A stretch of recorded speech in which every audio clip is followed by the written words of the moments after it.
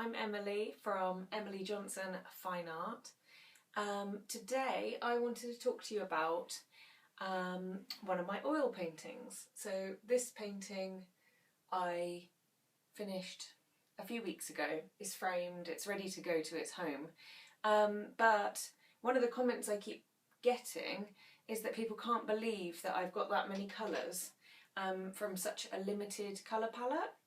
So I only use 3 different colours and white when I'm oil painting. I believe I've learnt this from my art school and been told to just use the 3 for now because that's all you should need. I think there are some colours you can't get, like magentas and kind of rosy colours, I would struggle with. But for now, I'm kind of sticking with it because I just seem to be able to get pretty much any colour I want. And the idea is as well that the painting will be, it will all harmonise because all the colours kind of go together and you won't have anything glaring out. So the colours I use are, I've got a set of Jackson colours. So I use an Indian yellow hue, number 19, and that's a Jackson's oil colour. They do a professional range, which is more expensive. I've just got the kind of standard range, and they're absolutely fine for me. So, Indian yellow hue, a Prussian blue, number 67, and this one, which has recently burst, is a Alizarin crimson. That's hard to say, but yeah, so I've basically got a red, a yellow, a blue. But it's important that you've got the right red, yellow and blue, otherwise you won't be able to make a black, which obviously is important.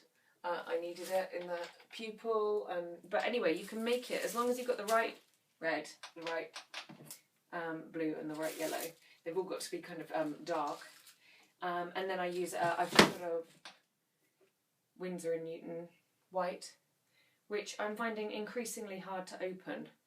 So if anyone's got any tips on how to open them, I haven't had that problem with the Jackson's ones, but this one I've been starting to use my teeth, which isn't a good idea. But, so what my art teacher got me to do was, I didn't particularly want to do it because you just want to get on painting.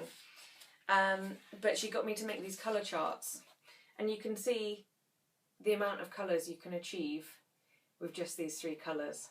And they're beautiful, beautiful pastel colours. So here I went from blue to the crimson, and I went, you know, just adding a little bit each time to mix the 2. And then you've got the variations with the white. And then I did the same with the yellow and the Prussian. It was Prussian, wasn't it? Yeah, the Prussian. And then so you're getting the greens, and that's with a little bit of white as well. And then yellow to the crimson with the white. You can see these lovely pinks, like that's quite rosy. So I haven't had a problem really with colours I can't achieve. So there's no excuses really. Oh, that was the same exercise without the white. So obviously the yellows don't look that attractive until you kind of dilute them or mix them with white. So you mustn't be deceived by the colours you create. Like obviously they're quite dark there, and the white makes the pastel colours. So, and then I did a selection of browns. So I think I used 3 equal parts of each colour to make a brown, and then I added blue, and then added the yellow, and then added the crimson to see all the different colours I could get. And then I think I went from that one, and then I added the blue, and it ended up being black. So, you know, that's all the black you're going to need. Oh, and then I went through the same exercise creating the greys. So I took that black and I added white to go through the greys, and you can't believe that you got that from the colours. I can't. So anyway, these are so handy, and so what I need to do because you need to have these stuck up on the wall really, so that you remember that you've got no excuses. Just go through a couple of other products that I use. So I only use 2 at the moment. I use Liquin, which is available at Jackson's or on Amazon. I've got this nice big bottle now, and you just use a little bit to make the paint. I don't know, like to make it less thick. And then I use the Zest it, so it's safer and doesn't stink so much as terps, but it's meant to be kind of I don't know, better to use in a confined area. So anyway, and I find that's lovely and it doesn't smell too bad, and I use that for at the beginning of the painting. Sometimes I use it to do a wash over the background, but then I don't tend to use it. I just stick with the Liquin, and I just use this for cleaning my brushes. So I don't tend to use it too much in my painting, but you can use it for corrections if you want to get rid of something off your painting. Use it like white spirit. So anyway, yes, I Zest it. So I'll put it all in the comments below. I'll put all the products I use and links to them.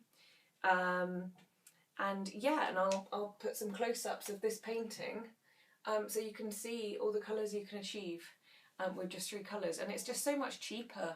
And I go to and from my art school and different places, and I just have 3 colours. It's so easy. And I know my painting's going to be in harmony with itself, because those colours go well together, and there's not going to be something garish sticking out. So yeah, so that's this is Jed. He's off to his new home this weekend, so I just thought I'd quickly do a quick video before he goes. If you wanted to have a look at more of my work, I've got an Instagram and a Facebook page, which I'll put in the links below, and also my website, which is emilyjohnsonfineart.co.uk. Any questions or comments or tips for me, because I'm fairly new to oil painting, please put them in the comments below, and I'll see you next time.